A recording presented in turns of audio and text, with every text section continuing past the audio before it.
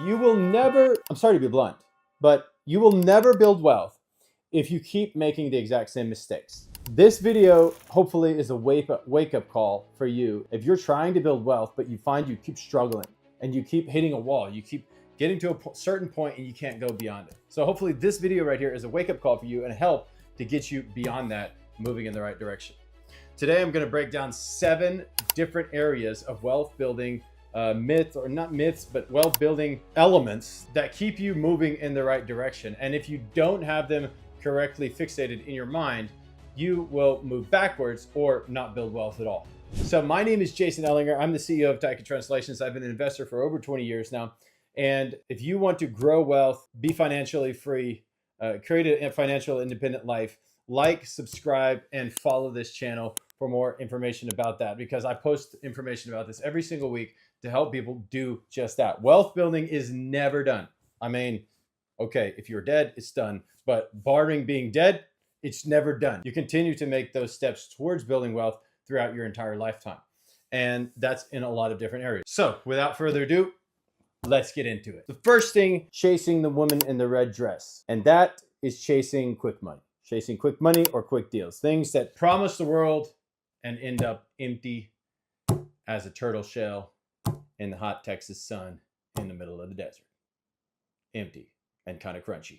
So don't be one of those. If you want to live a life with no regret, this will keep you there. Continually being distracted by the woman in the red dress, the proverbial woman in the red dress. And that is every time you start making money or have some kind of margin, you go after some kind of foolish endeavor that doesn't work. And you have a track record of this. If your wife says you have a track record, or your husband says you have a track record of doing this, anytime you have extra money, odds are you got a track record of doing this, so you should stop. So this happens at all levels and to most people. I mean, lots of successful people I know, they've grown some wealth, and then all of a sudden, all of these little opportunities pop up all over the place. These shiny, glittery objects. Invest your money here and it will grow fast. Invest your money there and it will grow fast. It has nothing to do with what you know and what your skill set or anything around what you do. But if you invest it with us, it will grow fast. That's the woman in the red dress. She will get you every time. She will burn you and she will leave you. So do not chase after those bright, shiny, glittery things. Now, some of you might be better at this than others, but at every single level of wealth, there is a woman in the red dress just waiting for you to pay attention to her. Don't pay attention to her.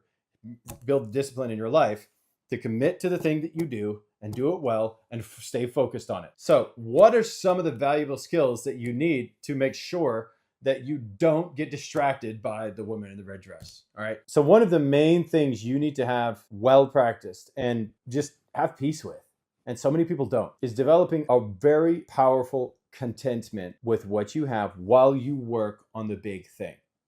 You have to be okay with what you've got while you work on the big thing.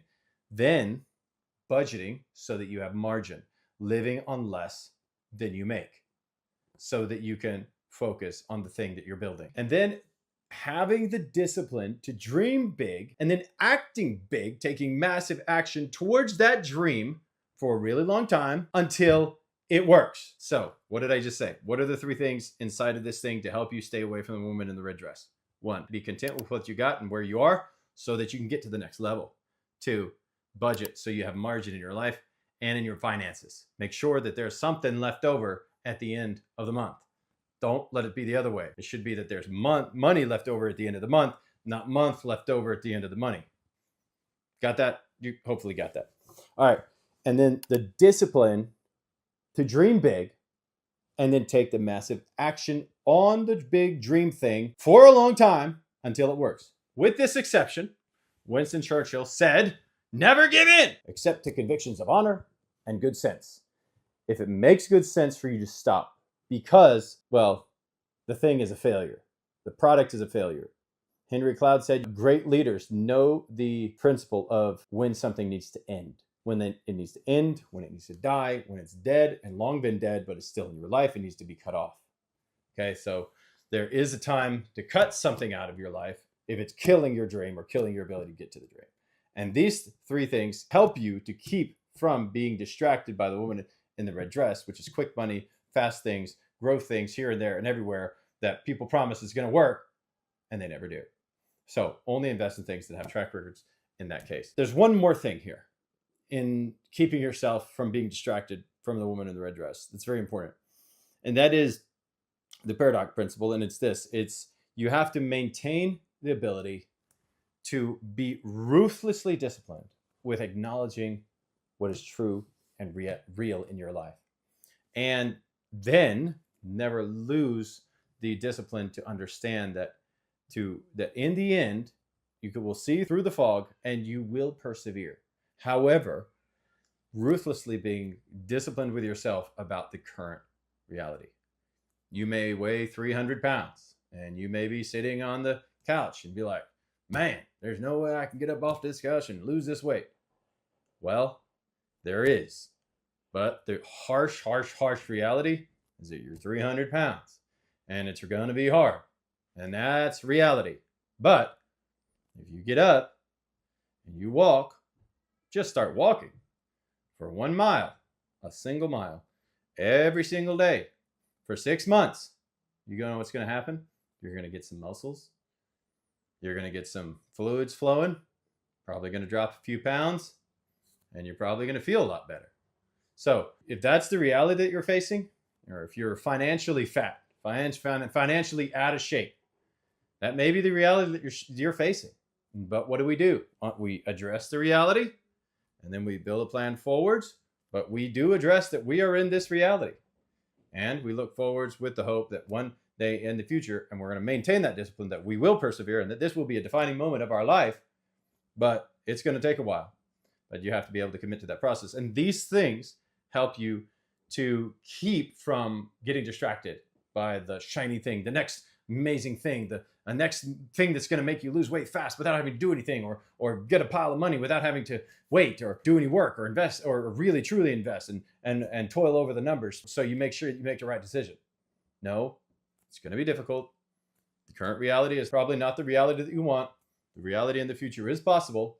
However, if you're going to get there, you're going to have to commit to the big dream and then do big actions to get to the big dream and then do that for a really long time, never giving up, like Winston Churchill said, and keeping that end in mind that I will get there, but today sucks. So if that's you, just keep this mentality in mind that at every level of wealth, that woman in the red dress, that shiny object thing, it's going to come up. And no matter where you are in the process, like even today, I've got opportunities that come up and it's like, man, that would be a great opportunity. I would love to go do that thing. When I was like, I don't do that thing. I know nothing about that industry. Don't, because it's not me. It's not my thing. It's not for us. We do this. And this guiding set of principles keeps us in that direction so we don't lose our head on something that's not going to be profitable in the long term. So I'm just hoping to drive that point home. The woman in the dress, she exists at all levels, and your ability to stay stone cold focused on where you're going, and at the same time addressing the current reality. It's maybe not what you want it to be, but down there is. And those things keep you away from getting distracted by this incredible woman in the red dress. All right, falling into the lifestyle creep trap. This is the second thing that keeps people from getting wealthy. They start to get a little bit of success, and all of a sudden, the guy who was making $45,000 the year before, now all of a sudden he makes $70,000. Whoa, man, big bucks. Well, all right, so he goes and gets a $75,000 truck. It is the worst decision that you can make. Or a $50,000 truck. Same deal. You should never have more than 50% of your annual income in a truck. In anything with wheels. That means the whole total household. So if you make $75,000, you should not have more than how much? 37,500? Is that what it is? Something like that. Somewhere close to that number. In anything to do with wheels. So that means that you get a $10,000 truck, and your wife, she gets a $17,000 500 vehicle, because obviously we want to demonstrate to our spouses that we love them. So make sure her vehicle is nice and it's more expensive than yours, most likely, unless yours is like a service vehicle and it brings home the bacon. And then in that case, you might want to even those out a little bit. In any case, the point is, lifestyle creep is real. It happens, and it happens to every single person who grows in wealth. And as you grow through the levels of wealth, it's always a temptation. So once the moment that you have margin, it's not for you just to go blow it on something stupid. It's for you to take that money and to put it into the plan that's building your wealth. For example, right now, whenever I make extra money, it goes exactly where I have pre-planned for it to go. Now that may sound a little boring, but when you do this for a really long time and you got money that comes in and then it goes to these places that you said you wanted a long time ago, and then those things start happening and then they just happen all the time because you planned so far back and you started saving money for those and they just keeps happening, it gets pretty dang fun. So if you want to have that kind of fun where you actually have real stuff that has real value that you actually get to continually enjoy and grow with, because you decided a long time ago you're going to be disciplined and put money in those buckets to get there, well, then that's not lifestyle creep, because you saved up the money and you bought it. You didn't use credit, or you didn't spend beyond your means.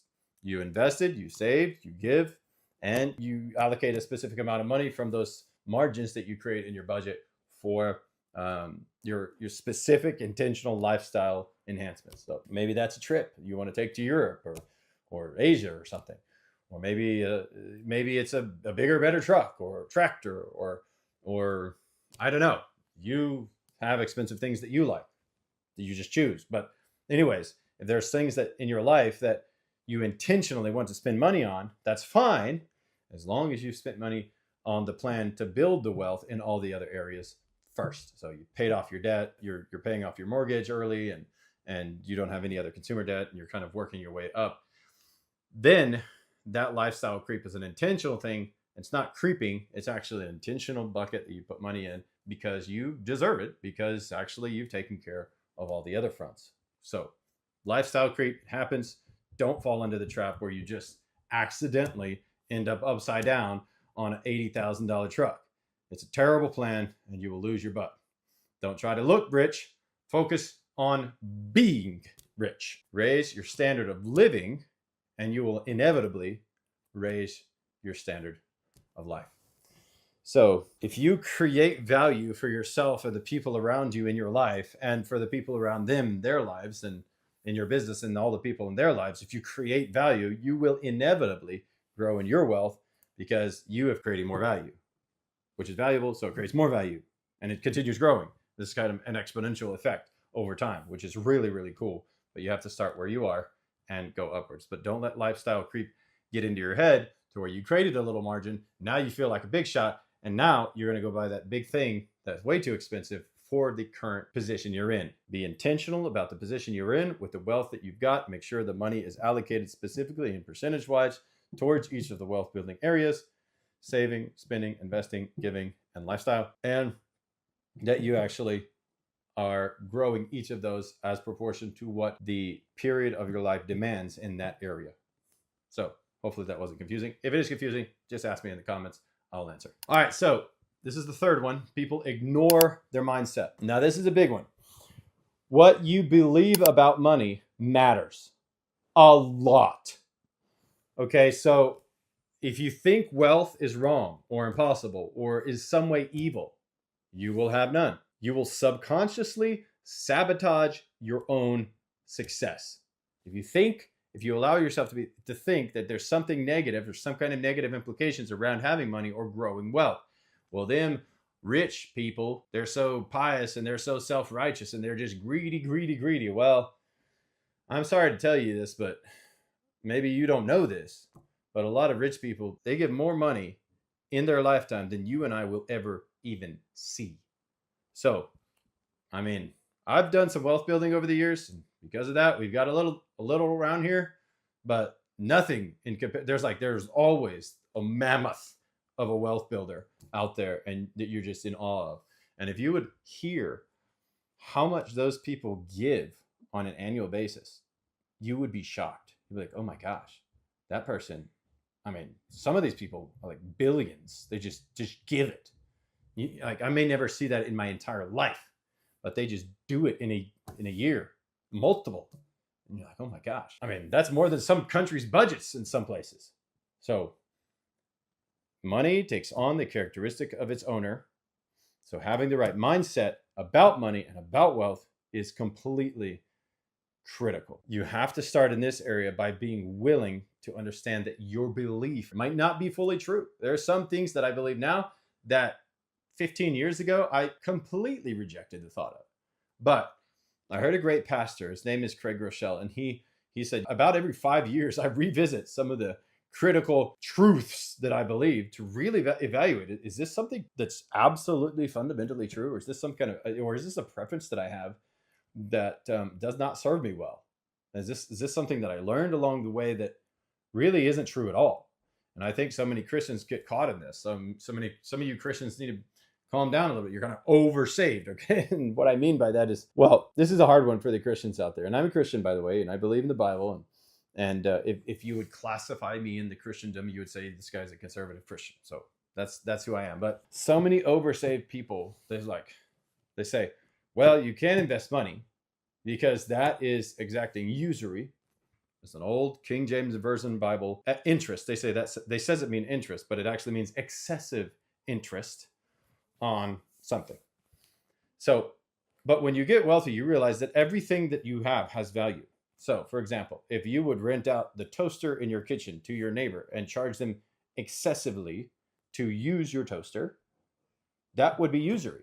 And in some senses, that would be sinful from the Bible's point of view, because you leased your toaster to your neighbor at an excessive rate of interest, and that wasn't right. You should have a fair and balanced rate for what you offered, for what you get back.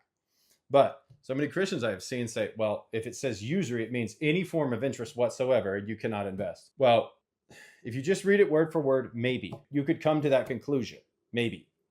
But if you actually dig into it and dig into what the meaning is, you will understand that it is excessive interest. So if you charge excessive interest for your time, I'm not saying if you charge fair market value for the skills and talents you have. No, you should do that. You should charge fair market value for the skills and talents you have to the people who need your services. And that'll be great. You always have a job. But if you excessively receive money back on anything in far in excess of what is normal or good, then you're not only inhibiting your ability to do that again in the future, but you're also being greedy. And that's not good. And that's the kind of stuff that the Bible says don't do. However, but if you're doing something in a fair market value situation and you're receiving interest back on that thing, well, then that's okay. And the Bible says it's okay too. But so many oversaved people, they read that and like, oh, usury means interest. That's it. We can't invest in anything. Look, you have to be willing to accept that you might not be right. And then look at the data and see what reality says around that issue. And then if the data says opposite of what you say, perhaps you should consider the other option. And so this is a really big problem for a lot of people because they don't think people like us can be rich. And I don't know why I'm saying an accent like that, but I grew up around a lot of very heavily accented people. So, and many of them didn't have much money, but there were a few heavily accented people that had a lot of money. So that's not a stereotype. In any case, what you say to yourself around the area of money really matters. And more importantly, I think, than what you say is what you think to yourself around money matters even more, because your life moves in the direction of your strongest thoughts. And so if your thoughts are, we can't get there, we might not, it's going to be bad, the future's going to look dark, I can't invest money, we'll never get ahead. If those are the strongest sentiments in your mind, you know where your life is going to move? Directly in that direction, right? In that downward spiral. But if you look out into the future and you say, you know what? The future is going to be better. There is a possibility for it to be brighter. If I get up and I go do some exercise today, tomorrow I might weigh a little bit less. If I don't overeat today and for the next 7 days, in a week, my pants will be a little bit less snug and I'll have more energy. And you just, if you look forward into the future and you say, you know what, it might be a little brighter. And turn off the news, by the way, because that'll just depress the heck out of you. You look forward into the future and say, you know what, it might be a little brighter. I could get ahead if I really tried, if I learned some things. Maybe there's things that I don't know that are true that I don't believe yet, but I'm willing to be open to believing those things if they are actually true. So maybe I'll go in that direction if it's right, if it's good and true. So let's just at least be open. And then over time, the Bible has a really cool saying. It says, think on things that are pure, lovely, and of a good report. And if there's anything that whatsoever you could think on these things. And those are things that are good, lovely, and have a good report. And those are he never says fearful, negative, sad, ugly, painful, and anything that's depressive. But it always says, think on things that are good, lovely, of a good report. In the Bible, it says, set your heart, guide your heart in the way, focus it on something great, and just pursue it and get knowledge, get instruction, get wisdom with all you're getting. Count it as great riches to get understanding. And so many people don't apply that to their wealth building process and their mindset, but it's absolutely vital for that exact process and that exact area of their life. And I think that we suffer greatly because we don't apply that in our lives, and we don't have the discipline to ignore mindset items that might be keeping us from getting wealthy. And there's definitely plenty of them out there. All right, so the fourth one is trying to do everything alone. Independence is great. Isolation is not. Even the most successful entrepreneurs have people that help them build their business. I've got a bunch of people who are way smarter and faster and talented than I am in a lot of areas that I'm no good at. And I'm just fine with them being amazing at those things. As long as I'm good on my side and do what I do well, and they do what they do incredibly well, we prosper, right? That's what's called a team. Everybody has talents and skills that complement each other. And it's just fine if somebody else is really good at a thing I really like to be good at, but I'm not. And I can be humble enough to say, you know what, you're really good at that thing. You're actually better than I am. So, go ahead and rock that thing. And I will support you in whatever way I can, even if I'm the owner of the company. So keep that in your mind. Independence is great, but isolation is not. Build together. All right, start investing consistently. Now, this is something that so many people struggle with. And the amazing thing about building wealth is that you can build so much wealth over a long time if you just invest consistently. It blows your mind. You can start investing like a couple $100 per month when you're 20, and it'll be millions by the time you're 65. So there's nobody in America that should ever retire broke. And you could just invest in a lame-o S&P 500 fund and you'll be there. You'll get to the mark. But so many people don't do this, and it's the consistency over time. And I know that it's difficult because life is difficult in so many areas, and sometimes we have great periods of our lives, and it's wonderful. You have all kinds of margin, where it's time margin, energy margin, decision-making power margin, or a financial margin. And other times in your life, you don't feel like you've got any. And so that's why it's so important to set up rhythms in your life that just happen. You've pre-decided you are a person who invests consistently. Like for me, I'm a person who runs 3 times a week.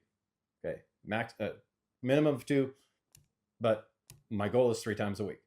So I'm a person who runs 15 plus kilometers 3 times a week. That's just who I am. And so when I go down to run, I don't have to decide anymore. It's just who I am. And when my investments go out to their funds, I don't decide. They just go, because I'm a person who invests.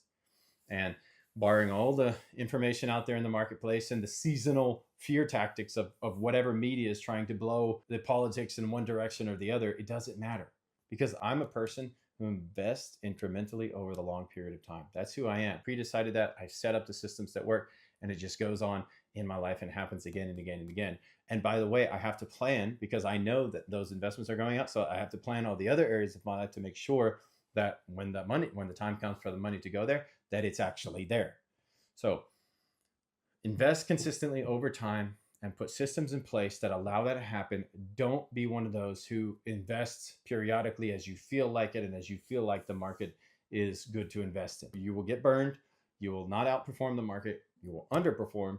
And when the going gets tough, you will pull out at the wrong time and most likely lose most of your money, lose more than you could gain in the long term. So put your money in the 4 types of mutual funds, or it could be real estate of some kind, or it could be a farm. As long as it's a profitable farm, it has to be profitable. I know this area because I'm a farmer too. I have a translation, interpretation, and digital services company online, and that's really cool.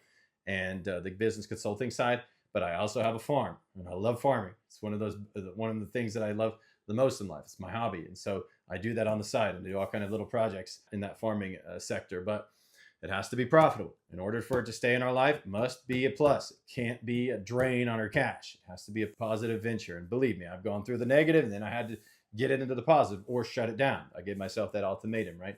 And you have to give yourself the ultimatum too, to invest consistently. Investing consistently means you're investing something that works, that has a track record of working, and that is profitable. So if it's going to be a farm, it better be profitable. You can't just invest in a money-losing farm and call it investing. That's not investing, that's speculation, and that's stupid.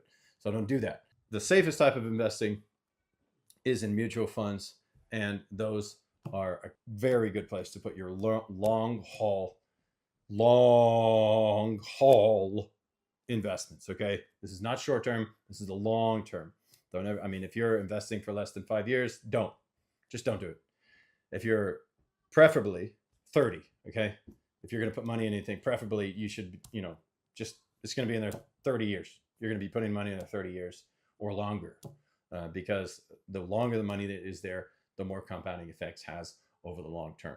So this is a money belief that if you don't have it right in your life and you're not doing it consistently each and every month, you're going to get burned and you're going to lose money and you're going to wonder why you don't have more wealth than you do. Small, consistent contributions outperform the big ones. All right, the sixth item on our list is not stacking your skills. Okay, if you don't have skills that you stack, meaning you build this, you have this skill and you put another skill and you build another skill and you build another skill. The more valuable you are, the more valuable you get to the marketplace, the more value you can add to the marketplace, and the marketplace pays for added value. The better you serve, the more skills that you have, the better you can serve, and higher quality service it will be to others. Hence, they will pay you more for the higher quality service you provide to them. People don't care about what you know and how many skills you have. They care about how you can serve them and what value you can add to their life. And if you have only one skill or two skills and you can't add anything except to your own life, you can just write stuff for yourself and that's about it. You don't know how to write copy or write marketing and sales copy or write emails that can go out and engage clients from someone else's product that's not even yours, then you can't add incredible value to the world around you. But if you learn to stack those, like, okay, so I can copyright. All right, so what else I can do? Well, I can learn how to be an engaging email creator and writer and work to do an incredible salesman emails for different products. Okay, that's great. Now learn that skill. All right, now I can learn how to talk to people on the phone about that same thing. Okay, learn that skill and do that. Now I can learn what the nuts and bolts are of the programs are required to be able to distribute this content in massive form to many. Okay, now you've got some skills. And now people will pay you pretty big bucks for that set of skills. So you stacked one skill upon the other, and now you've got something that very valuable that you can hand to somebody.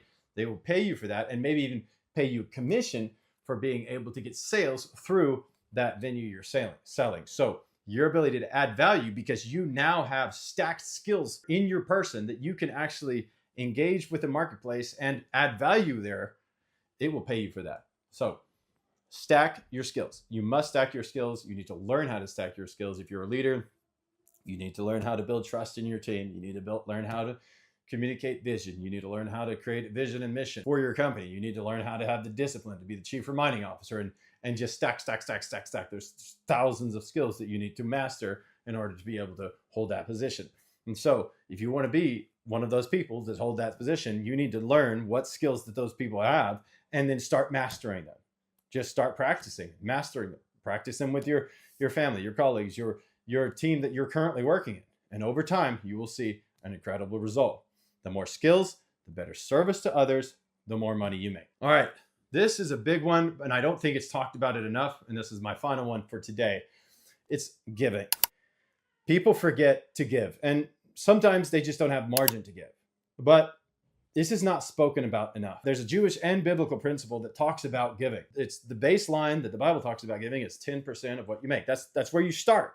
And then you can do whatever beyond that. But they're like, all right, if you can't scrape 10% out of your margin of your life, then it means you're cutting it too close.